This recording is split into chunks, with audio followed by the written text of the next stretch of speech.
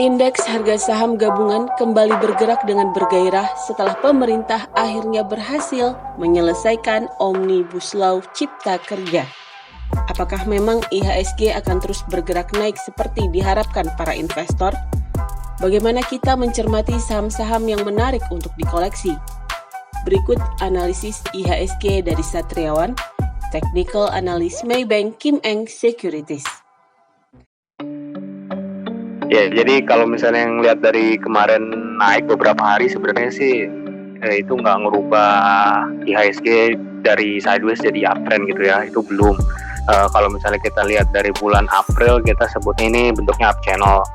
Kemarin itu udah kena supportnya di 4750-an dan sekarang itu lagi menuju resistennya di sekitar 54 atau 5450. Kalau kondisi sekarang sih belum ya.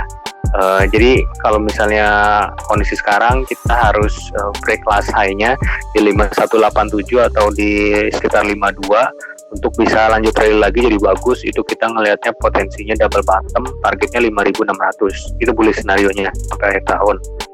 Tapi kalau misalnya 5200-nya itu nggak lewat, kemungkinan sih kita masih di sekitar sini-sini aja gitu. Dalam artian kita ya range-nya 5049, 5100 gitu. Di situ-situ aja. Jadi round number 5000 aja kalau misalnya dalam kondisi normal nggak ada apa-apa gitu. Ya, kondisinya bagus, ini kita baru bisa ngelihat break 52 itu targetnya 56.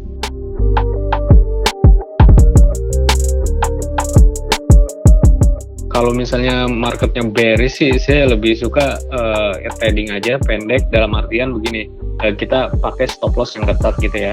Jadi begitu stop loss kita kena, ya udah langsung cut. Itu masing-masing beda. Mungkin kalau saya sekitar 3-5%. Jadi biasanya suka salah gitu ya, karena mereka nggak disiplin. Jadi begitu kena stop loss ya masih besok juga naik, ternyata malah turun lagi.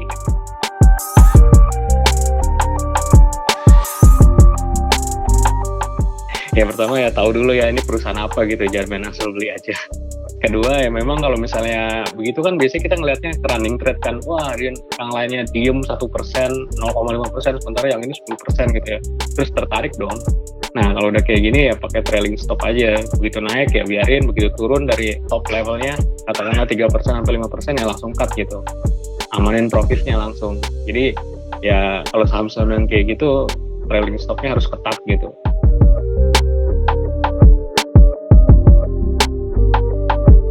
Jadi kalau misalnya market kayak gini kan, tadinya saya mau bilangnya kalau beli apa nih, ya, saya kan biasanya sukanya blue chip ya, pasti saya bilangnya banks, tapi banksnya begitu, belum bangun lah katakanlah ya, masih di bawah dan ada belum kelihatan mau rebound lagi, mau rally lagi gitu, masih jelek, masih either sideways apa dia turun gitu ya. Jadi saya kalau misalnya sekarang sih lebih milihnya strateginya itu trading, tapi saham-saham yang masih uptrend gitu ya. Nah itu yang pertama tuh ada di Inco, Vale Indonesia. Jadi kalau misalnya Inco-nya turun itu supportnya di 3.800, tapi dalam kedepannya kita masih melihatnya potensinya masih rally ke atas. Itu targetnya yang paling dekat 4.300 sampai 5.000. Lalu Ali, nah jadi ini plantation masih bagus-bagus aja ya, tapi dalam artian belakangan 2 minggu ke belakang memang sideways, tapi overall sih masih bagus plantation. Dari plantation saya pilih Ali itu supportnya di 10.600, sementara target rally-nya masih ke 12.400. Lalu di TPIA itu setelah kemarin break resistance di 7.500 itu telah panjang banget konsolidasinya, break resistance di 75, kita masih bisa melihat targetnya itu di 8.700. Lalu di MDKA ini emas ya, itu supportnya di 1725. Sejauh ini sih masih uptrend ya, tapi kalau misalnya koreksi supportnya di 1725, 1750. Kita masih melihat potensi rally-nya ke 1950 sampai 2100. Lalu terakhir ada di Jasa Marga.